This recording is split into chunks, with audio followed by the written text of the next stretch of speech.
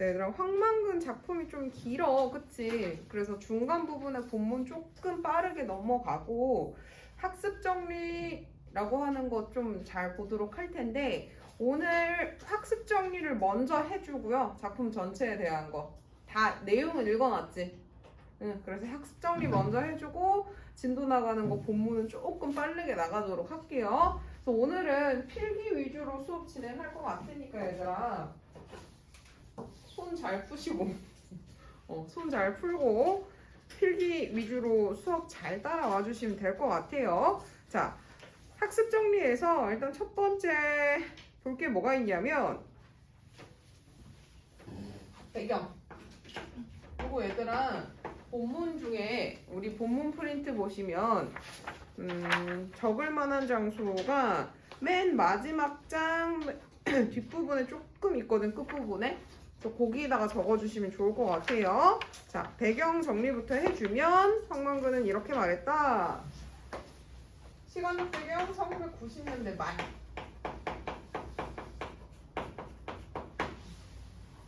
그거부터 잘 적어주세요. 그리고 신대리라고 하는 공간적 배경에서 펼쳐지고 얘는 경상도에 위치하고 있어요. 경상도 강원 쓰고 있죠.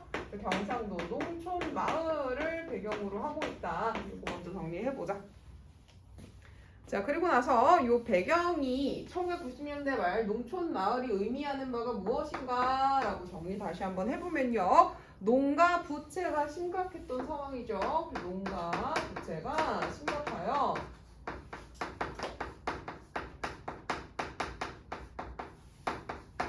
농민 총궐기 대회가 일어나는 상황이었다.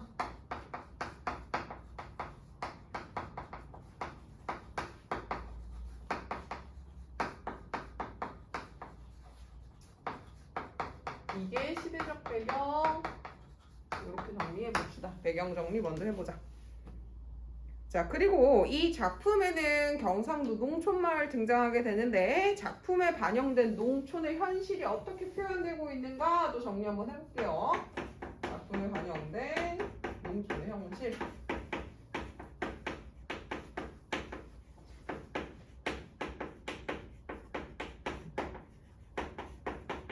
그리고 정리 한번 해보자. 자, 총 4개 정리할 겁니다. 첫 번째는 농민들의 부채가 심각했다. 이 부분이에요. 마을 전체가 부채로, 부채는 빚이죠, 빚. 파산하는 일이 있을 정도로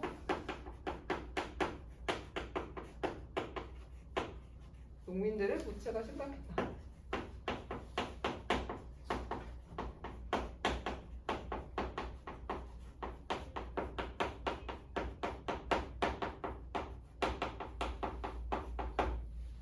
자, 두 번째는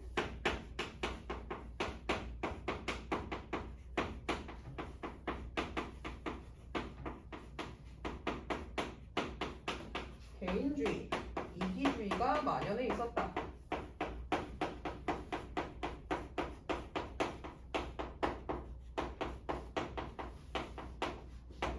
세 번째는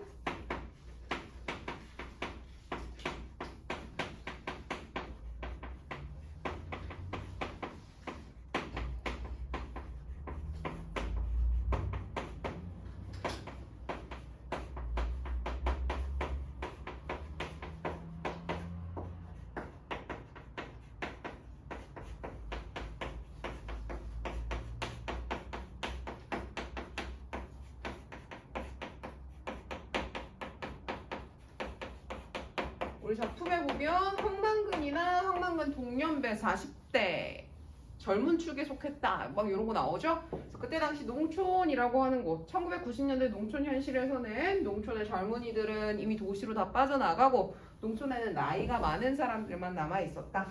그다음에 마지막입니다.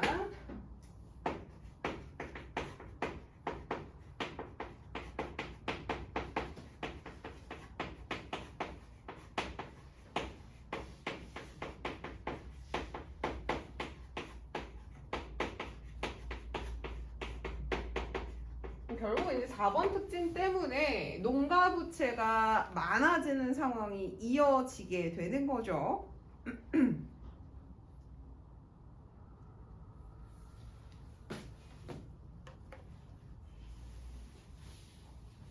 그 다음에 황망근에 나오고 있는 서술 요소의 특징 여기까지 먼저 정리해볼게. 첫 번째 시점입니다. 시점 전지적 작가 시점 쓰이고 있죠?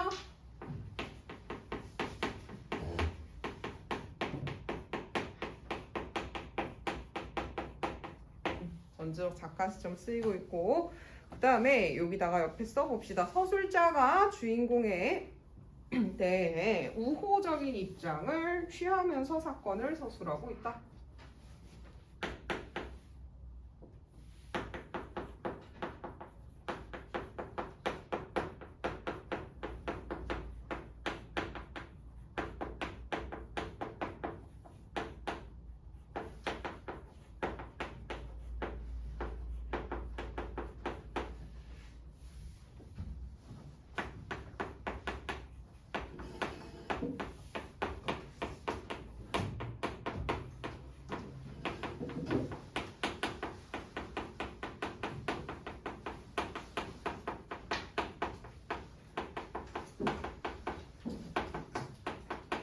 도현이는 앞에 나와서 프린트 하나만 받아가자.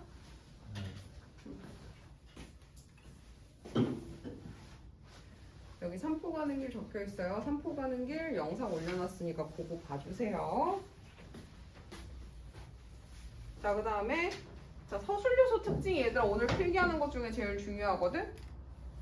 전지적 작가 시점 쓰고 있는데요. 여기 별표 3개짜리 하나만 적어줍시다. 서술자 개입이 들어가는 부분이 있어요.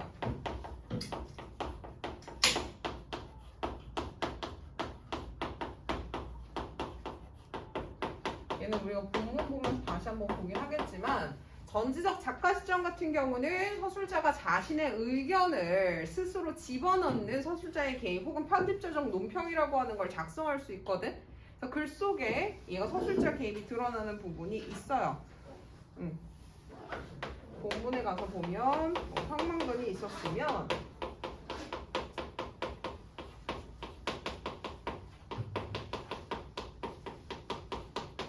분말 없이 됐을 일이 없다. 이게 어디 나왔었냐면 황망근이 부재해서 마을 회관에 있는 화장실 있지. 그 화장실에 있는 똥 퍼가지고 삭히고 거름으로 나눠주는 장면 거기에 나타나는 부분이었어요. 그 다음에 황망근 이름 얘기할 때 만근산에서 왔다 이런 얘기 막 했었지, 그치? 그래서 고기 부분에서도 이쯤만 해도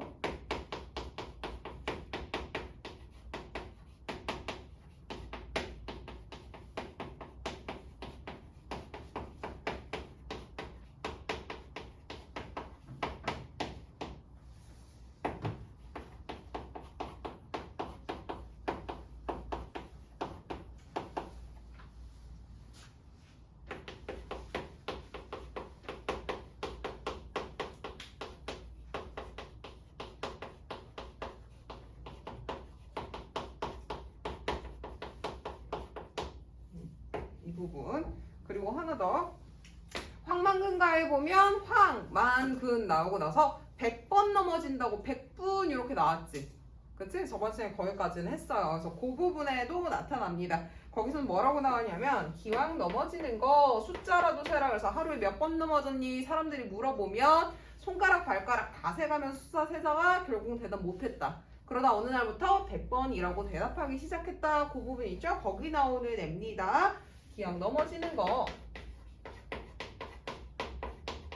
셈 공부나 하라는 충고였겠다.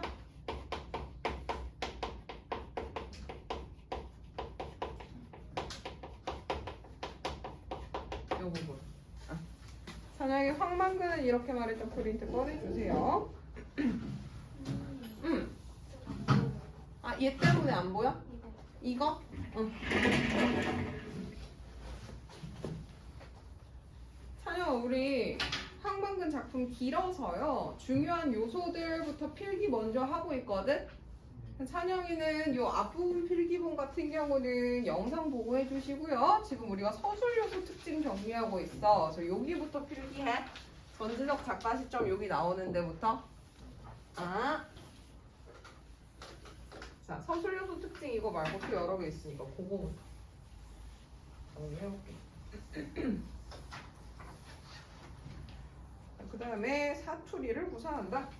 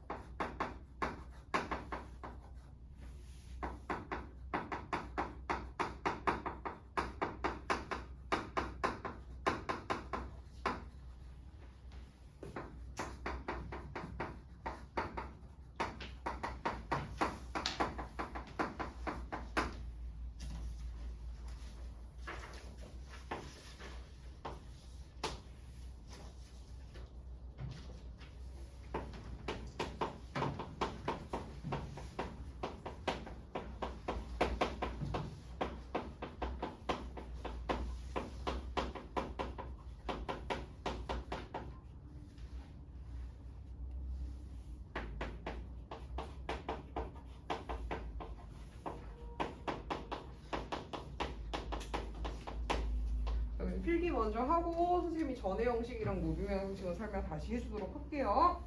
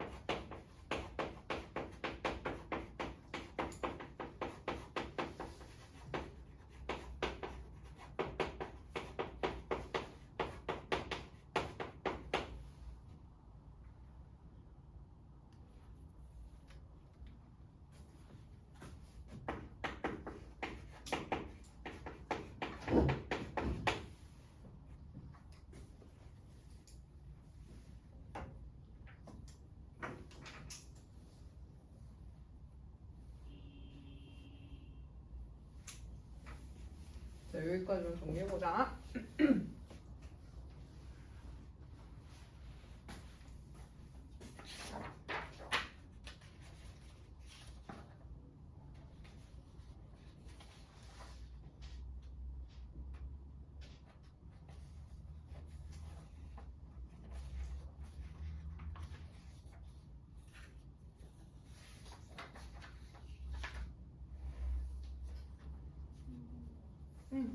안 보여.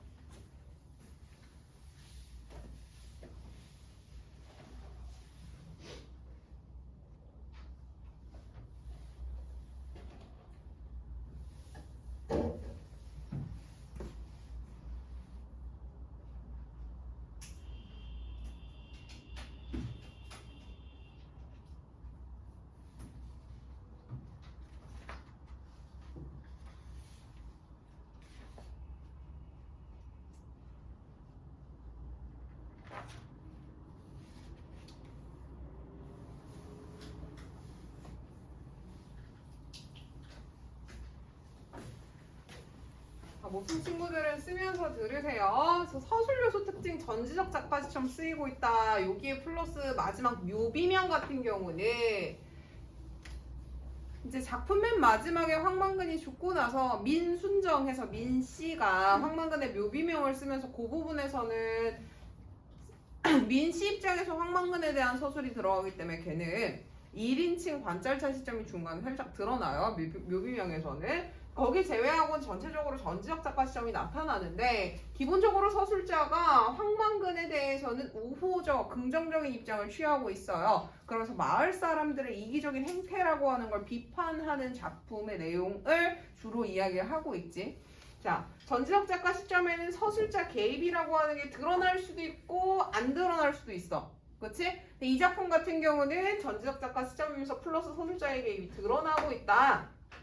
자, 여기 황만근이 있었으면 군말 없이 했을 일이었다. 황만근이 있었으면 군말 없이 했을 거야. 이거는 서술자의 추측이죠.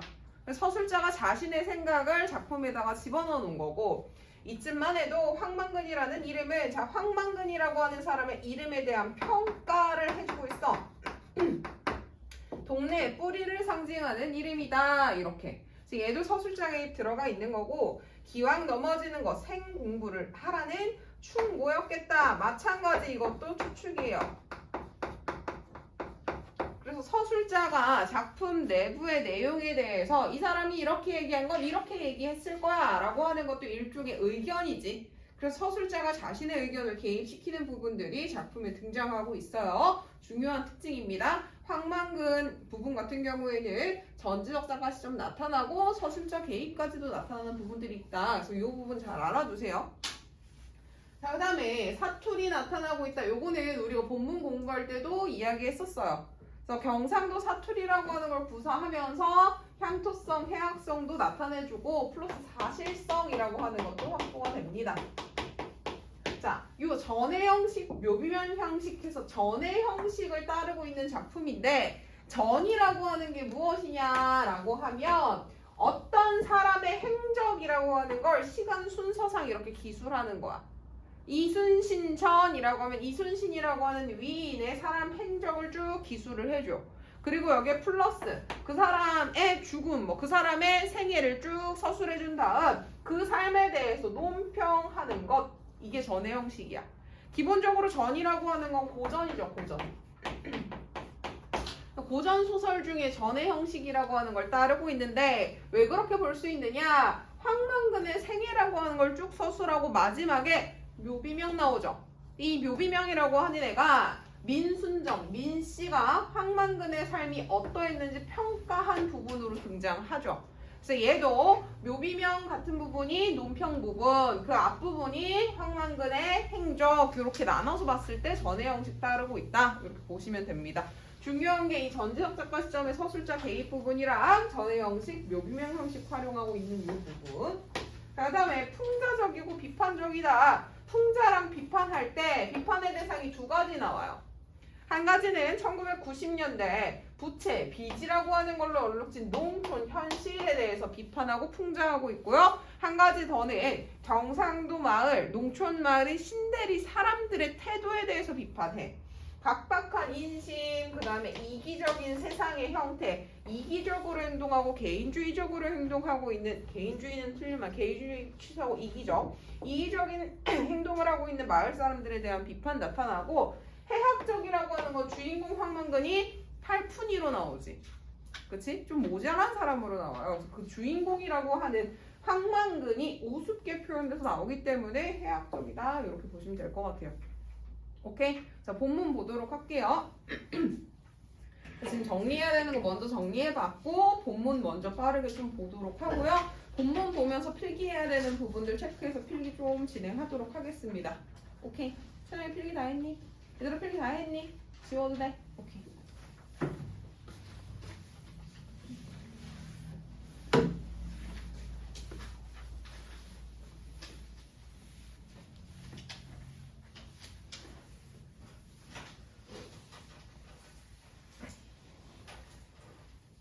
자, 어디 보시냐면 5쪽에 행랑체 있는 부분부터 보도록 할게요. 마지막 동네를 집으로 비유하면 황만근의 집은 행랑채에 해당한다. 자, 행랑채라고 하는 건 자, 기와집이 이렇게 있다라 그러면 여기가 대문이라고 쳐보자. 여기 담벼락이 쭉 있겠지. 그죠? 그럼 이 담벼락을 기준으로 집 안에 들어왔을 때 제일 대문 문 열자마자 들어왔을 때 있는 집이 행랑채야. 이 집안의 주인이 거처하는 데는 중문이라 그래서 대문 안에 문이 하나 더 있어. 중문 지나서 제일 안쪽에 안채라고 하는 공간이 있어요. 즉 무슨 얘기냐? 집 주인이 거주하는 공간이 이 집에서 제일 중요한 공간이고 이 집에서 제일 안쪽에 위치해 있다는 얘기야. 근데 황만근 집은 어때? 집 가장 마을의 가장 바깥에 들어가 있지. 바깥쪽에. 그래서 황만근이라고 하는 사람이 이 마을에서 어떠한 취급을 받고 있어? 자, 행랑채는 행랑아범들이 사는 곳이에요. 행랑아범이 뭐예요? 이 집에서 일하는 사람들. 오케이? 그러니까 이 집에서 일하는 사람 취급받고 있는, 이 마을에서 일하는 사람 취급받고 있는 집이 행랑채의 황만근네 집이다. 이렇게 보시면 돼요. 그래서 황만근네 집이 행랑채다. 비유하자면 행랑채다 해서 그걸 비유하고 있는 거지. 그치? 비유하면 행랑채다. 이건 무슨 말이야? 황만근이라고 하는 사람이 이 마을에서 어떠한 취급을 받고 있는지 이런 게 나타나고 있는 부분입니다. 행랑채가 그렇듯 동네에 집에 비해 황만근의 집은 작고 보잘것없다. 6.25 후에 계곡 입구를 막아 저수지를 완공했으니 마을 대부분의 집은 전쟁 직후에 지은 것이다. 자, 6.25 전쟁 후에 저수지가 완공됐다. 그래서 얘네 동네 같은 경우는 망근산이 이렇게 뒤에 있고 천곡이라고 하는데 물이 흘러 들어와서 거기에 뚝을 세워서 막아서 저수지 설립하고 그 저수지 근처에 농사를 짓기 시작하면서 신대리라고 하는 마을이 형성됐던 거지. 그치? 근데 요 농사를 위한 저수지가 언제 생겼다? 6.25 전쟁 이후에 생겼다. 그래서 신대리라고 하는 애는 새로운 신자죠? 새로운 곳 해가지고 생긴 지 얼마 안 되는 마을이죠. 그치? 황만근은 이 마을이 지어졌던 그때 당시에 젖먹이었고 아버지는 죽고 없었다. 아버지 죽고 없었다 밑줄 쳐주시고요. 자, 황만근은 유복자예요. 유복자. 유복자가 뭐예요? 어머니 뱃속에 있을 때 아버지가 죽은 사람. 황만근은 어머니 뱃속에 있을 때 아버지가 돌아가셨고 그 아버지 돌아가셨다라고 하는 얘기를 듣고 엄마가 충격을 받아서 아이를 낳았다라고 하는 소문이 있어요. 오케이? 이웃들은 저마다 각자의 집을 짓느라 바빠 과부 시어머니와 과부 그리고 젖을빠는 유복자에게 집을 지어줄 만한 여유가 없었다. 자, 이거는 이렇게 보시면 돼요. 황만근이 엄마 뱃속에 들어가 있을 때 아버지가 돌아가셨고 그리고 나서 아버지가 돌아가신 후에 6.25 전쟁 끝났고 그리고 나서 마을이 지어집니다. 자, 마을이 지어질 때면 그래서 어떤 때냐면 아버지가 이미 없을 때야. 자, 황만근 태어났을 때 황만근 할아버지도 없어. 할아버지도 없고 아버지도 없고 그래서 엄마랑 할머니만 있는 상황. 수수단으로 벽을 하고 진멍석으로 바닥을 하고 수수단으로 벽하고 진멍석으로 바닥을 했다라고 하는 건 뭐냐면 집을 지푸라기로 지었다는 소리야. 희원아 정신 차리자. 형편이 닿는 대로 나무와 흙을 조금씩 지어나간 그 집은 계속 덧칠해간 그림처럼 엉성했다. 자, 그림처럼 이런 거 그림처럼이라고 고쳐주시고요. 저 부분은 직유법 쓰이고 있죠. 세월이 흘러 집의 꼴은 갖췄을 망정 지붕이나 방, 문, 마당 할 것 없이 집을 이루는 구성요소라는 구성요소 빠짐없이 늘 손이 가의 형체를 유지했다. 눈이 오면 무너질까 걱정, 불을 때면 방바닥에서 올라오는 연기에 눈물을 쏟아야 했다. 집은 온통 떼우고 바르고 받쳐놓고 묶어 간신히 붙들어온 모양이었으며 어느 것 하나라도 모르고 건드리면 일순간 폭삭 쓰러질 것 같았다. 그래도 방이 2개, 마루를 흉내낸 널쪽이 앞에 붙어있는 한일자형인데 자, 저 그려볼게요. 이 집은 황만근 집은요 방이 이렇게 2개 있어요. 방 1, 방 2. 그리고 이 앞에 널쪽이라고 하는 게 들어가 있어. 이 널쪽은 무슨 역할을 한다? 마루와 유사한 역할을 한대요. 자, 방 1과 방 2에는 황만근의 어머니와 아들이 살고 있어. 그럼 황만근은 어디서 살아? 여기 살아, 여기 널쪽. 마루에 살아. 황만근 방에 안 들어가. 못 들어가. 이 사람들이 들어오기 싫어해. 근데 지금 이 얘기가 왜 나오냐면 황만근가 설명하면서 나와. 황만근가 가사에 보면 황만근 해가지고 황만근 이름 나오지. 그 다음에 100분에서 이 사람이 어렸을 때부터 100번씩만 넘어진 거에 대한 이야기. 하루에 몇 번 넘어졌니? 황만근이 세는 숫자 중에 가장 큰 건 100번이다. 그래서 100번 나왔고 국수집에서 10원짜리 들고 갔는데 발음이 안 되니까 찌번 해가지고 노래 가사 찌번 나오는 거였고, 여기는 뭐 설명해 주는 거냐면 그 가사 내용에 보면 이런 게 있어. 두 발이 이런 말이 있어. 두 발이. 두 발이라고 하는 노래 가사가 형성된 이유에 대해서 설명을 해줘. 이 뒤에 보면 나와. 자, 방 1과 방 2에 나오는 어머니와 아들 있죠? 여기 살고 있는 이 사람들의 정체가 두 발이야. 이게 무슨 얘기인지 뒤에 조금 더 보도록 할게요. 방이 두 개에 마루를 흉내는 널 쪽이 앞에 붙어있는 한일자형인데 황만근은 집에 있을 때면 늘 그곳에 앉아 있었다. 그곳 밑줄 쳐주시고 그게 널 쪽이지. 널 쪽. 널 쪽. 수십 년을 여일하게 집보다 높은 길을 내다보며, 자, 집보다 높은 길이라고 했어. 황만근네 집이 이렇게 있다라고 하면 얘네 집은요 길보다 낮은 장소에 있는 거야. 여기가 길이면 얘네 집은 이 밑에 위치하고 있는 거야. 오케이? 그럼 황만근은 여기 집에 있는 널 쪽에서 위에 길가를 항상 이렇게 바라다보고 있었어요. 방에 못 들어가고. 그리고 동네 사람에게 큰 소리로 인사를 건넸다. 밥을 먹을 때면 마루는 상으로 변했고 황만근은 마당으로 내려가 쭈그려 앉아 밥을 먹었다. 자, 황만근은 널 쪽에서 지내는데 그나마 그것도 어머니와 아들이 밥을 먹을 때면 널 쪽에 나와서 먹었어. 상으로. 그치? 그럼 황만근은 어디로 내려왔다? 마당으로 내려왔다. 그럼 봐. 길이라고 하는 장소가 이 집보다 위에 있었어. 그치? 그리고 이 길, 집 밑에가 마당이지. 그치? 그래서 황만근이 받았던 대우가 어땠는지 알 수 있죠. 일반 사람들보다 황만근의 집 자체가 밑에 있어. 사람들이 아래로 보는 집인 거야. 그치? 근데 그 아래로 보는 시선 중에서도 그 집 사람들 중에서도 황만근은 또 어디? 아래에 있는 거지. 밥 먹을 때는 마당으로 쫓겨났어. 여름에는 거적대기 같은 이불 호청을, 겨울에는 바깥에 비닐을 두르고 마루 아래로 나오는 굴뚝 온기에 의지해 잠을 잤다. 너네 한겨울에도요 마루에서 잔 거야. 그리고 이렇게 집에 불을 떼게 되면 불이 이렇게 떼져서 보일러처럼 쭉 돌아서 방에 이렇게 뜨거운 물이 이렇게 한 바퀴 돌거든. 근데 황만근 같은 경우는 이 보일러나 온돌이나 이런 거에 따뜻한 온기를 느낄 수도 없었고, 이 불의 온기도 아니고 이 불이 다 타서 굴뚝으로 연기가 올라갈 때 그 연기가 얘들아 옛날 집들 같은 경우에는 이 밑으로 마루 밑으로 이렇게 새서 나오거든. 그 온기에 의지해서 잠을 잤다라고 하는 겁니다. 엉덩이 하나 걸치기도 비좁은 마루에, 그러니까 널 쪽이 엉덩이 하나 걸치기도 좁은 곳이죠. 노상, 매일매일 거적대기 같은 호청을 깔고 앉아 있느냐 하면 방에는 사람이 있기 때문이었다. 그 사람들은, 자 여기서 그 사람들 밑줄 치세요. 그 사람들, 희원아 그 사람들 밑줄 치세요. 그리고 걔가 어머니와 아들이야.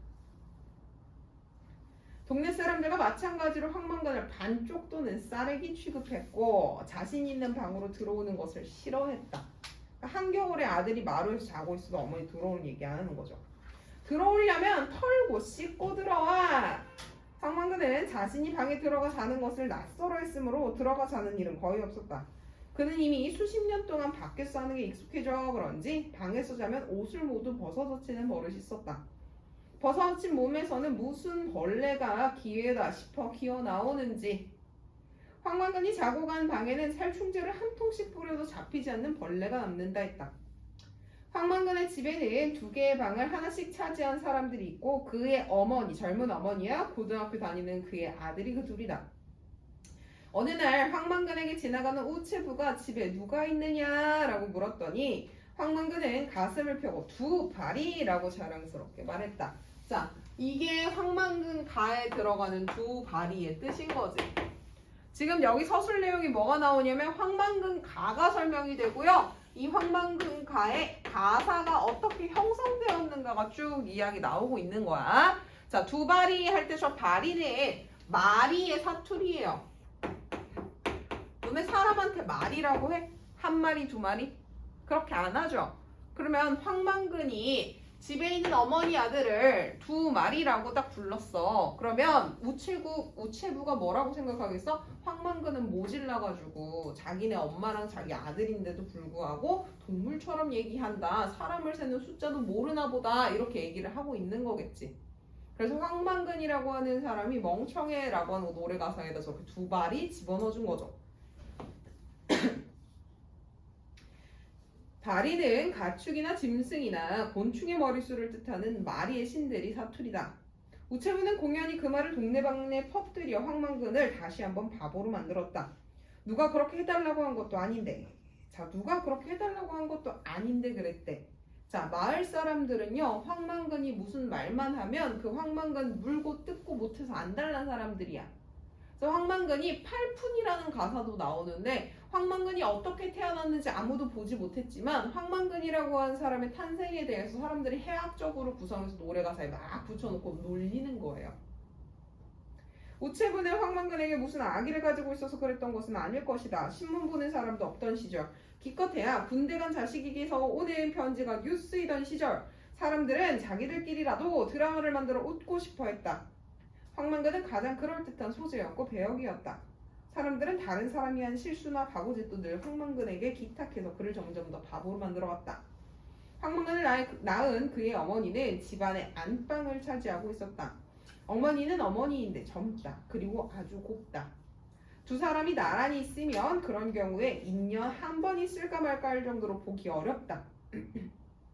한 사람은 눈이 오나 비가 오나 방 안에 있고 한 사람은 눈이 와도 바람이 부나 밖에 있으니 말이다. 앞에 나오는 한 사람은 어머니고요. 뒤에 나오는 한 사람은 황만근이겠지. 황만근의 엄마는요. 아침밥 안 지어요. 황만근이 다 지어요. 일 안 해요. 방 안에만 있어요. 모자간이 아니라 오누이간으로 보이기 십상이다. 그래서 황만근은 뒤에 보면 나오지만 민씨가 봤을 때 40대란 얘기를 듣고 깜짝 놀라. 누가 봐도 60대거든. 그리고 황만근의 어머니는 마을 사람들이 보고 또 깜짝 놀라. 40대처럼 생겼어. 60대인데. 둘의 외양을 통해서 두 사람의 삶이 어떤지가 나타나죠. 자, 그리고 봐. 오누이간으로 보기 십상인데 둘 중에 누가? 황만근이 오빠처럼 보인대. 즉 황만근의 어머니보다 황만근이 더 나이 들어 보여. 황만근은 훨씬 고생을 많이 했고 어머니는 고생 안 한 거야. 언뜻 봐서는 황만근의 나이를 짐작하기 어렵다. 늘 입을 벌리고 벙글벙글 웃는 한 가지 표정에 굵은 주름이 이마와 뺨을 종횡으로 가로지르고, 자, 굵은 주름이 종과 횡이라고 하는 건 뭐야? 가로 세로지, 그치? 얼굴에 이렇게 주름이 엄청나게 많이 가 있는 거야. 가르고 세로 할 것 없이 고생을 많이 해서 그래요. 자, 거기 보면 늘 입을 벌리고 벙글벙글 웃는 한 가지 표정에 굵은 주름이 이마와 뺨을 종횡으로 가르지르고, 40은 확실히 넘었지만 그의 30년을 더한다 해도 통할 수 있었다. 이런 부분은 황만근의 외양이죠. 외양 묘사해주고 있는 거고, 자, 외양을 통해서 어머니의 외양과 황만근의 외양을 통해서 인물의 삶이라고 하는 걸 보여주고 있어. 황만근은 고된 삶, 맨날 바깥에서 자고 힘들게 자고 하는 거. 어머니는 방 안에서 행복하게 사는 거지, 일 안 하고. 그의 어머니는 황만근이 처이 든 후에도 한 번도 찬물에 손을 담가보지 않고 대감집 마나님처럼 살아서 그런지 동네 또래 노인들보다 67살은 젊어 보인다, 적어 보인다. 6살에서 7살 정도 적어 보인다는 소리입니다. 자, 그리고 나서 이제 뒤에 얘기들이 쭉 나오게 되는데, 얘도 노래 가사 중에 하나를 설명해주는 부분들이에요. 이제 노래 가사에서 뭐뭐뭐뭐 설명했냐면 황만근 이름 설명했고 백분, 찌번, 그 다음에 두발이 설명했어. 그 다음에 여기 나오는 건 팔푼이에요. 팔푼. 팔푼 설명하고 있는 설명 부분이에요. 팔푼이 무슨 뜻이냐? 사람이 얘들아 태어나려면 엄마 뱃속에 몇 달 있어야 돼? 몇 달 있어야지 태어나? 아이가 태어날 때 몇 달 있어? 10달. 그쵸? 10달 있어야 돼. 근데 황만근은 그 10달을 다 채우지 못하고 나왔다라는 뜻이에요. 황만근은 이 10달 중에서 8달만 채우고 나왔어. 그래서 팔푼이라고 모질한 사람이라고 불리는 거거든. 그래서 노래 가사 중에 팔푼이의 의미에 대해서 설명해주고 있는 부분입니다.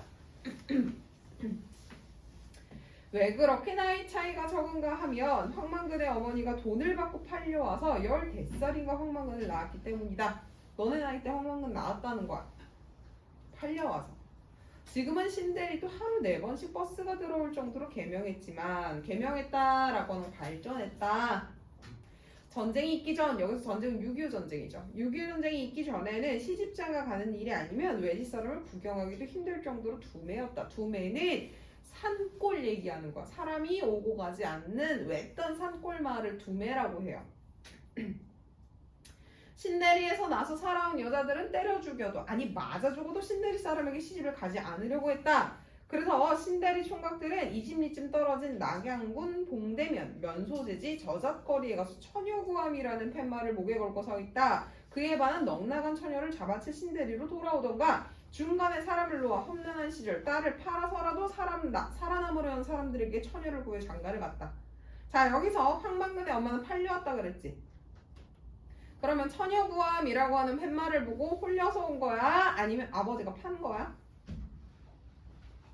아버지가 판 거예요. 그렇지? 후자의 경우입니다. 자, 후자의 경우 체크해놓고 그게 황만근 어머니의 경우야. 이를 두고 중매라고 하는 사람도 있었고 그렇다고 해서 마을에 들어온 처녀를 민며느리라는 이름으로 부르는 사람도 있다. 그렇게 해서 마을에 들어온 처녀는 민며느리라는 이름으로도 불렀다. 이름이 어떻든 그런 경로로 신대리에 들어온 처녀들은 해가 오기 전에 아이를 낳기 마련이었다. 신대리에는 처녀가 시집을 오기 어렵지만 오기만 하면 물의 깊은 곳에 있는 용왕이 밤마다 찾아와 틀림없이 아들을 점지해준다는 전설이 있었다. 물 동그라미 치세요. 저 물이 어디야? 천국에서 흘러나오는 물을 가둬놓은 저수지지. 저수지. 응?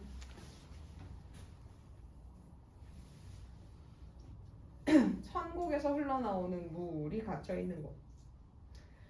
그래서 그런지 신대리의 집집마다 아들이 없는 집이 없었고 그 아들들이 자라면 장가 때문에 아버지 같은 어려움을 겪었다.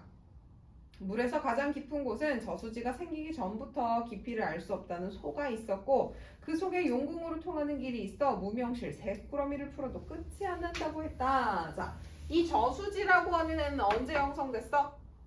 6.25 전쟁 후. 그치? 그러면서 마을이 지어진 거지. 그죠? 자, 그런데 용왕이 살기에는 저수지가 생긴 지가 얼마 안 됐다. 그죠? 그래서 이 용왕이 사는 곳은 저수지가 생기기 전에도 소라고 하는 게 뭐냐면 연못 같은 곳이라고 보면 돼요. 이런 연못 같은 곳이 하나 있었고 거기 깊은 곳에 살고 있었던 게 용왕인 거야. 그래서 저수지가 생기기 전부터 있었던 설화예요. 이 동네 설화. 오케이? 거기 살던 용왕이 아들을 점지해주는 게 이 마을 풍속이었던 거지. 물론 용왕은 점지만 해주지 실제로 아들을 갖게 하는 건 신대리 사내다. 만약 용왕이 점지를 넘어 무슨 해괴한 짓을 하고 다른 일을 벌였다면 신대리 사람들이 해마다 대보름에 1m가 넘는 얼음을 깨고 색동옷을 입힌 돼지 한 마리씩을 용왕에게 바칠 리가 없을 것이었다. 자, 여기 밑줄 쳐. 신대리 사람들이 해마다 대보름에 1m가 넘는 얼음을 깨고 색동옷을 입힌 돼지 한 마리씩을 용왕에게 바칠 리가 없을 것이었다. 여기 밑줄 치시고요. 이게 작품 맨 앞에 인물 설명 나왔을 때 용왕제 얘기하고 있는 거죠. 용왕제에서 충문을 하는, 뭐 집사역을 하는 이런 거 나왔지. 그치? 그래서 용왕제가 뭔지 나왔어요. 대보름이라 그랬어. 대보름은 음력 1월 15일 얘기합니다. 음력 1월 15일이면 겨울이지. 그치? 한겨울에 얼음을 깨뜨리고 거기서 제사를 지내요. 하여튼 황만근의 어머니는 어리고 어린 나이에 팔려오다시피 신내리에 들어왔고 여자로서 징후가 나타나자마자 신내리의 전사에 기록될 정도로 격전장이 되었다. 신내리가 전사에 기록될 정도로 격전장이 되었다. 밑줄 치세요. 6.25 전쟁.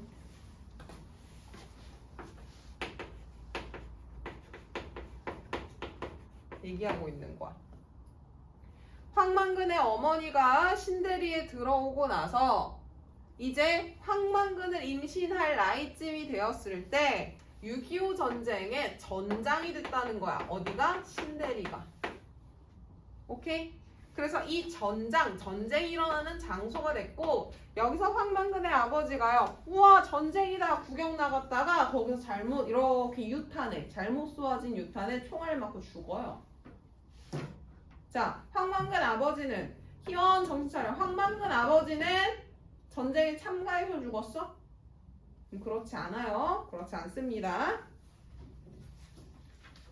황만근의 아버지는 천곡 계곡에 양안으로 가는 포탄과 총알의 불빛과 소리를 구경하러 나갔다. 유탄에 맞아 세상을 버리고 말았다.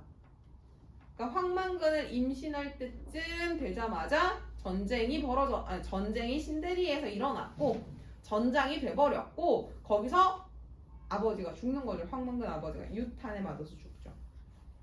그때 황만근은 어머니 뱃속에서 8달째 머물러 있던 중이었는데 팔푼의 어머니가 팔푼이 어디서 왔는지 소식을 들은 그의 어머니가 이제 황만근 아버지가 돌아가셨다는 소식을 들은 그의 어머니가 벌떡 일어나면서 그만 황만근을 아래로 빠뜨리는 바람에 머리가 앞뒤로 긴 남북장구가 되었고 10달에 10분에서 2달이 모자란 8푼이 되었다고 한다. 8푼 밑줄 쳐주세요.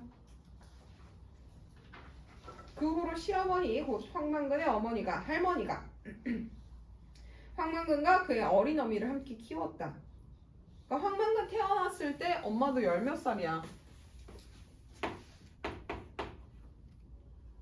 한 15살 정도 되지 않았을까? 그거보다 어렸을 수도 있고. 여기 전후야. 그리고 여기에 이제 황만근까지. 황만근은 8푼이었죠. 8달 만에 태어난 애였던 거지. 그치? 유복자였고. 황만근이랑 어머니의 실제 나이 차이는 뭐 10몇 살밖에 차이가 안 나는 겁니다.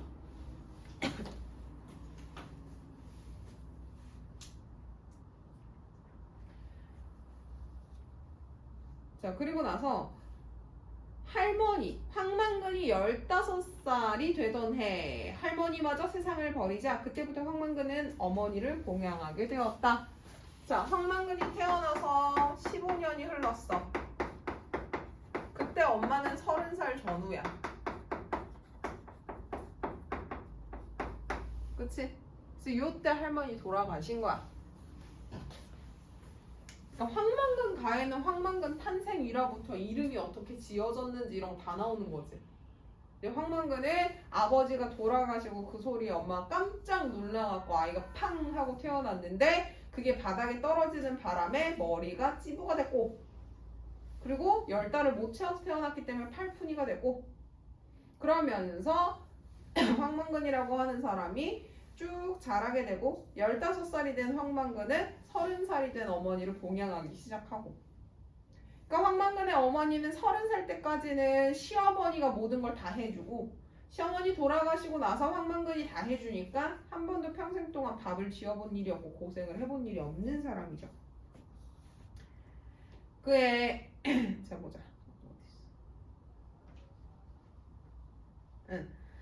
30살이 될까 말까한 젊은 과부는 그때까지 밥을 어떻게 짓는지도 몰랐고 그 후로부터 황만근이 있는 한 알 필요가 없었다. 농사를 짓든 비럭질을 하는 비럭질은 구걸이에요. 구걸 빌어먹는 집. 쌀을 들고 들어오는 것도 황만근이었고 그 쌀을 씻어 솥에 안 치고 불을 피우는 것도 황만근. 상에 밥과 반찬을 차려서 먹으라고 갖다 주는 것도 황만근, 물린상을 들고 가서 설거지를 하는 것도 황만근이었다. 그의 곱고 새파란 어머니는 황만근이 밥과 집에 관련된 일을 하는 동안 시어머니가 물려준 곰방대에 담배를 채워 연기를 코로 뿜으며 황만근이 하는 짓을 물끄러미 건너다 보고 있을 뿐이었다. 그래서 어머니랑 황만근의 행동이 대조되죠. 얘네 엄마는 그냥 가만히 있어. 담배 태우면서. 황만근은 15살 나이부터 빌어먹든 농사를 짓든 해서 엄마한테 밥 갖다 주고 있는 거고. 그런데 이런 일이 있었다. 황만근이 나이가 차자 군대에 징집영장이 나왔다. 얘들아, 황만근 8푼이지. 사실 지적 능력이 떨어지면 군대 안 가도 되잖아. 근데 여기 무슨 얘기가 나오냐면 뒤에 이 나이대가 딱 되면 황만근은 겉으로 봤을 때 평범한 사람이랑 구별이 힘들었다라고 되어 있어. 그러니까 황만근은 태어나서 애기였을 때는 바보였을 수 있거든? 근데 이 나이쯤 되고 15살부터 엄마를 봉양할 정도면, 그리고 20살 넘어서 군대 갈 때쯤이 돼가지고 일반 사람이랑 구분이 힘들었으면 사실 마을 사람들이 현재 바라보고 있는 황만근이 바보야라고 하는 이미지랑 민씨라고 하는 사람이 바라보고 있는 황만근의 이미지랑 둘 중에 뭐가 더 맞아? 민씨가 더 맞다는 얘기야. 이미 20대 때가 되면 이 사람 일반 사람들이랑 유사해집니다. 동네는 물론 온 면에서도 알려진 바보라 황만근은 당연히 면제가 되었겠지만 일단 신체 검사와 소집 면제에 필요한 절차를 밟기 위해 군청에 있는 읍에 가야 했다. 황만근은 쌀밥을 한 솥에서 간장과 소금으로 간을 한 뒤 참기름으로 맛을 내어 주먹밥을 만들었다. 주먹밥 몇 덩이는 보자기로 싸서 허리에 차고 나머지는 상위에 얹어놓고 어머니에게 말했다. 뒤로 넘어가세요. 배고픔 이거 먹어라. 내 얼른 갔다 올게. 어머니는 쓰다 달다 말도 없이 황만근이 하는 양을 지켜볼 뿐이었다. 신체 검사는 황만근의 생각처럼 얼른 끝나지 않았다. 자, 여기 밑줄 쳐. 그때만 해도 황만근은 입가에 침만 좀 흘렸을 뿐 또래 친구들처럼 20살 남짓한 건강하고 잘생긴 청년으로 보였다는데, 징집을 감독하러 온 사람들이 이리 뜯어보고 저리 물어보고 의르고 협박하느라 시간이 많이 걸렸던 모양이었다. 징집을 감독하러 온 사람들 밑줄 치시고요. 저 사람들도 외부인이지. 그렇지? 그러니까 민씨나 저 사람들이나 외부인인데 외부인들이 바라보고 있는 황만근이 훨씬 더 정확할 수 있다는 거야. 외부인이 보기에 황만근은 저 나이 또래 애들이랑 별 다를 게 없어 보이는 거지. 그래서 얘를 하루 종일 붙잡고 너 진짜 바보 맞아? 계속 물어보는 거지. 확인하고. 밤길을 도와 백리길을 걸어서 어머니가 혼자 기다리는 집으로 돌아오던 황만근은 평생을 좌우할 기이한 경험을 하게 된다. 자, 여기서는 전기성이라고 하는 게 드러나요. 전기성이라고 하는 건 비현실성.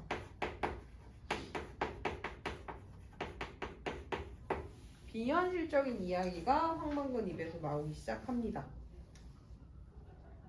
당시에는 군청에 있는 읍에서 신내리까지 오는 버스도 없었고 이따위도 끊어질 시각이라 산길로 오는 게 빨랐는데 4개의 봉우리를 돌거나 넘어야 했다. 그중 4번째 곡의 이름은 토끼고개다. 토끼고개 밑줄 치세요. 토끼고개, 여기서 토끼가 나타나요. 전기성이지. 말이 안 되는 거죠. 어지간히 다 왔다 싶었는데 어째선지 걸어도 고갯마루가 나오지 않고 한 군데서 맴도는가 싶더니 문득 어둠 속에서 털이 눈부시게 하얗고 창날처럼 뻗친 수염과 홍구석처럼 붉은 눈을 가진 토끼가 달려나왔다. 그날은 금음때여서 달빛조차 없었는데 눈부시게 희었더니 그 무슨 바보 같은 소리냐고 사람들은 말한다. 이게 황만근이 자기가 겪었던 일을 사람들에게 와서 막 말해준 거죠. 황만근은 그날의 일일 수백 번도 더 말했지만 처음과 다르게 말한 적은 한 번도 없었다. 그나저나 토끼가 너무 컸다. 토끼의 귀가 황만근의 머리보다 더 높이 솟아있을 정도였다. 게다가 토끼는 입을 움직이며 사람의 말을 했다. 너는 집에 못 간다. 너는 집에 못 간다. 너는 집에 못 간다. 넌 여기서 죽는다. 토끼의 입술이 갈라진 사이로 황만근의 엄지손가락만한 날카로운 이가 반짝였다. 무슨 불빛이 있어서 반짝이기까지 했느냐고. 초봄이라 토끼 고개는 눈이 채 녹지 않고 있었다. 하다못해 별빛에라도. 자, 여기까지 일단 보고요. 10분만 쉬자. 10분 쉬고요. 여기 너는 집에 못 간다부터 뒷부분 조금 더 빠르게 보도록 할게요. 필기할 것들 필기하고. 오케이?